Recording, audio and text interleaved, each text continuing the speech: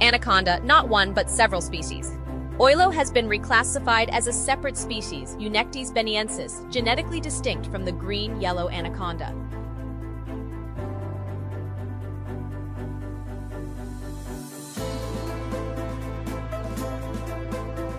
Amazon coral reef.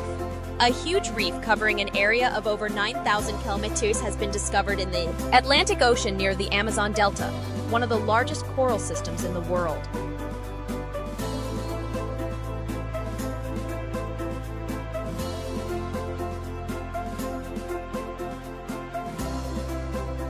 Playing on the lungs of the planet.